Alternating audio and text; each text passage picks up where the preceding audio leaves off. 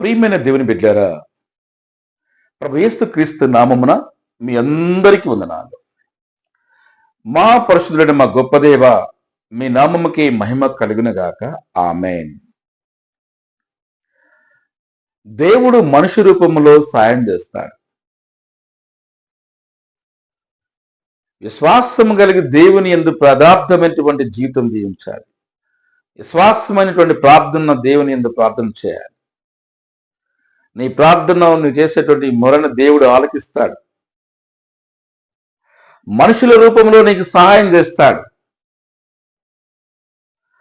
అబ్రాహాము గారు తన యొక్క గుడారములో కూర్చున్నప్పుడు మధ్యాహ్న సమయంలో మంచి ఎండలో ఒక ముగ్గురు వ్యక్తులు గుడారం దగ్గరకు వస్తారు. వారిని చూసిన తర్వాత అబ్రాహాం గారు మంచిని తాగడానికి నీళ్ళు ఇచ్చారు. ఇచ్చి ఒక చెట్టు కింద విశ్రాంతి తీసుకోండి, ఎంతో ఎండలో వచ్చినారు, మధ్యాహ్న కాల సమయంలో వచ్చినారు, మీకు భోజనం సిద్ధపరచదని చెప్పేసి తన భార్య యొక్క శారాకు చెప్పి భోజనం సిద్ధపరిచారు. వాళ్ళ భోజనం తృప్తిగా తిని మరి వెళ్ళొస్తామని చెప్తూ అందులో ముగ్గురులో ఒక అతను, ఇదిగో అబ్రాము, నువ్వు వచ్చే సంవత్సరం నాటికి నీ యొక్క భార్య యొక్క శారా గర్భవతి ఒక కుమారుని కంటది అని చెప్పారు. మరి ఇంత వృద్ధాప్యమైనటువంటి వయసు, ముసలి వాళ్ళం అయ్యాం, ఇది సాధ్యపడిద్దా అని చెప్పేసి మరి ఆమె శారా నవ్వుకున్నది. కానీ దేవునికి సాధ్యమైనది కానీ అసాధ్యమైతే ఉండదు. ఆదికాండము 18వ అధ్యాయము 14వ వచనములో, యెహోవాకు అసాధ్యమైంది ఏమైనా ఉన్నదా? మీదటికి ఈ కాలమున నిర్ణయ కాలయందు నీ యొద్దకు తిరిగి వచ్చేదను. అప్పుడు శారాకు కుమారుడు కలిగెను. దేవుడు మనుష్య రూపంలో వచ్చి వాగ్దానం ఇచ్చి అబ్రహాం గారికి చెప్పి వెళ్ళాను యెహోవా దేవుడు. అలాగే ఒక విశ్వాసి దేవుని యందు రోజు ప్రార్థన చేసుకుంటూ జీవితం ఉండేది. ప్రతిరోజు దేవుని యందు విశ్వాసం కలిగి ప్రార్థన చేసేది. ఎంతో భక్తితో దేవుని యందు ప్రార్థన చేసేది. అయినా కూడా తనకు ఏదో ఒక సమస్య, ఇంట్లో కొంత కొరత ఉండేది. నిత్యావసర వస్తువుల కోసం దేవుని యందు వేడ్చుకుంటూ ప్రార్థన చేస్తుంది. ఆ ప్రార్థన అయిపోయి కూర్చున్న తర్వాత ఒక మనుషుడు ఒక పెద్ద సంచిలో ఒక నెలకు సరిపెట్టేటువంటి సామాన్లను తీసుకొని వచ్చాడు, నిత్యావసర వస్తువులని. అమ్మను దేవుని యందు ప్రార్థన చేస్తుంటూ రోజు, కానీ దేవుడు నీ ప్రార్థన ఆలకించట్లేదు కాబట్టి నేను చూశాను, అందుకని నీకు సాయం చేద్దామని ఈ సామాన్లు నెలకు సరిపోయి కూడా తీసుకొచ్చి ఇచ్చానని చెప్పండి. నేను నీకు విషయం చెప్పలేదు, అయినా నువ్వు నాకు తీసుకొచ్చావు కదా అన్నది. అవునమ్మా, నువ్వు రోజు ప్రార్థన చేస్తూ నేను చూడలేకపోయాను, నీ ప్రార్థన విన్నాను కాబట్టి నేనే నీకు సాయం చేద్దామని అన్నది.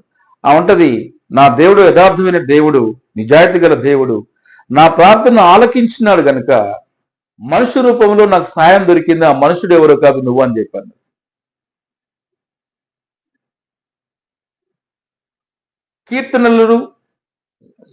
కీర్తనల గ్రంథము 145 18వ వచనంలో ఏముందంటే, తనకు నిజముగా మొరపెట్టిన వారికి అందరికీ యెహోవా సమీపముగా ఉన్నాడు.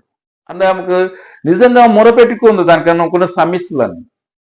అప్పుడు యెహోవా సమీపంగా ఉన్నాడు కాబట్టి మనుష్య రూపంలో ఆమెకి నిత్యావసర సరుకులని అందినాయి. ఒక విశ్వాసి 55 సంవత్సరాల పైన ఉంటది. దేవుని యందు ఎంతో విశ్వాసం కలిగి ఉండి యథార్థమైన జీవితం జీవిస్తూ దేవుని యందు నమ్మకంగా ఉండి మరి ఉపవాస దినంలో దేవుని ఆలయంలోకి వెళ్ళిన తర్వాత ఆమెకి ఒక ఆలోచన కలిగింది. అందరూ బైబిల్ చదువుతున్నారు, పరిశుద్ధ గ్రంథం చదువుతున్నారు, మరి నేను చదువురానటువంటి దాన్ని, మరి దేవుడా నేను నీ ఒక వాక్యాన్ని కనీసం ఈ పెదవుల ద్వారా నా ఆత్మ ద్వారా మరి పరిశుద్ధ గ్రంథం చదివే జ్ఞానం నాకు ఇవ్వండి తండ్రి అంది. ఇటుతో చదువు రాదు, ఆమె పేరు ఆమె రాయటం రాదు, అక్షరాస్యులు కాదమ్మా. మరి చదువునందుకు జ్ఞానం లేదు. చూస్తే వృద్ధాప్యం 55 సంవత్సరాల పైన ఉన్నాయి. ఆయన దేవుని యందు విశ్వాసం కలిగి ఉండి దేవుని అడిగింది, నాయన ఈ ఉపవాస కాలంలో ఉపవాస దినములు అడుగుతున్నాను, నాకు మీ యందు నిన్న విశ్వాసమైన యథార్థమైన జీవితం జీవించాలని ఉంది. కాబట్టి బైబిల్ పరిశుద్ధ గ్రంథాన్ని నేను కంఠస్థం చేసుకు జ్ఞాపశక్తి అయ్యా. ఆ జ్ఞాపక శక్తి ద్వారా నా పెదవుల నుంచి నీ యొక్క పరిశుద్ధమైనటువంటి వచనాలు చదువుకునేది చెప్పే ఆ భాగ్యం నాకు ఇవ్వు. నన్ను దేవుని యందు ఎంతో వినమ్రతగా దేవుని యందు ఆమె యథార్థంగా దేవుని యందు విశ్వాసమైనటువంటి ప్రార్థన చేసింది. ఇంటికి వెళ్ళిన తర్వాత తన మనవని పిలుచుకుంది. పరిశుద్ధ గ్రంథం తెప్పించుకొని, నా పరిశుద్ధ గ్రంథంలో కీర్తన గ్రంథం అంటే చాలా ఇష్టం. ఆ కీర్తన గ్రంథంలో ఒకటో అధ్యాయం నుంచి చదువుకుంటూ వెళ్ళిన ఆయన ఆ చదివితే దాంట్లో ఉన్నటువంటి వాక్యానుసారంగా వాక్యాలన్నింటిని వచనాలన్నీ చదువు. ఆ వచనాలన్నింటినీ నేను అర్థం చేసుకుని నా మైండ్లో పెట్టుకుంటాను, జ్ఞాపశక్తిని పెంచుకుంటాను. అట్లా పిల్లగాడు చదువుతూ ఉంటుండే జ్ఞానం అర్థం చేసుకుంటూ ఆ యొక్క వచనాలన్నింటినీ ఆమె కంఠస్థం చేసుకుంటూ మెమరీ పవర్ పెంచుకుంటుంది. దేవుని ముందు ప్రార్థన చేస్తుంది, దేవుడా పరిశుద్ధ గ్రంథాన్ని నాకు ఎవరైనా చదువుతుంటే అది నేను అర్థం చేసుకొని నా జ్ఞాపక శక్తి నాకు ఇవ్వండి తండ్రి అని ఎంతో దయతో దేవుని యందు విశ్వాసమైన ప్రార్థన చేసింది. అట్లా వల్ల మనవాడు ఉన్నప్పుడు అతను ఉపయోగించుకొని అతని దగ్గర బైబిల్ చదువుకుని అతని యొక్క పరిశుద్ధ వచనం చదివినప్పుడు ఆ కీర్తన గ్రంథంలో 1, 2, 3, 4 చదువుతూనే పోతూనే ఉంటాడు. అన్ని అర్థం చేసుకుంది. తర్వాత అది అయిపోయిన తర్వాత ఇంక ఏరే చదువుకున్న విద్యార్థులు ఎవరైతున్నారో మరి చదువుకున్న బైబిల్ని చదివేటండి వాళ్ళ దగ్గరికి వెళ్ళి వాళ్ళ దగ్గర చదవటం, వాళ్ళ దగ్గర చదవని చెప్పటం, ఆ జ్ఞానాన్ని పెంచుకోవటం, జ్ఞానాన్ని మరి ఆ చదువుకునే ప్రతి ఒక్క విషయాన్ని ఆమె ఒక జ్ఞాపక శక్తిగా పెంచుకోవటం జరిగింది. అట్లా కీర్తన గ్రంథంలో ఉన్నటువంటి 150 అధ్యాయాల్ని పూర్తిగా తన యొక్క జ్ఞాపక శక్తి పెంచుకుంది. దేవుని యందు విశ్వాసం కలిగి యథార్థమైనటువంటి జీవితం కలిగి ఉంది. దేవుణ్ణి వేడుకున్న దేవుడా, ఈ పరిశుద్ధ గ్రంథంలో ప్రతి చదువుకున్న వారు చదువుతున్నారు, అసలు చదువురానటువంటి నిరక్షరాస్తున్నటువంటి నేను నీ పరిశుద్ధమైనటువంటి గ్రంథం నా పెదవి నుంచి రావాలని చెప్పేసి ఎంతో కష్టంతో దేవునికి మొరపెట్టుకుంది. దేవా నన్ను ఆశీర్వదించు, నన్ను దీవించు, నాకు జ్ఞాపక శక్తి ఇవ్వని దేవుని యందు విశ్వాసమైనటువంటి ప్రార్థన చేసింది. కాబట్టి కీర్తన గ్రంథం 150 అధ్యాయాలు మొత్తం కూడా పూర్తిగా ఆమె కంఠస్థం చేసింది. ఆమె ఒక మైండ్లో పెట్టుకుంది. కనీసం చదువు రాదు, ఆమె పేరు కూడా ఆమె రాసుకోవడం రాదు. చూస్తే 55 సంవత్సరాల పైన ఉంది, వృద్ధాప్యంలో ఉంది. కానీ దేవుని యొక్క వాక్యాన్ని ఆమె పెదవుల నుంచి రావాలి, నా ఆత్మ దేవుని వాక్యం పలకాలని ఎంతో దేవుని విశ్వాసం కలిగి ఉండి మరి ఆ ఒక పరిశుద్ధమైనటువంటి గ్రంథాల్లో కీర్తన గ్రంథం 150 అధ్యాయాల్ని ఆమె జ్ఞాపకం ఉంచుకుందంటే మరి ఎంత అదృష్టం. దేవుడు ఆ ప్రార్థన ఆలకించాడు, ఆమెను బహుగా దీవించాడు. యథార్థమైనటువంటి జీవితం జీవించాలి.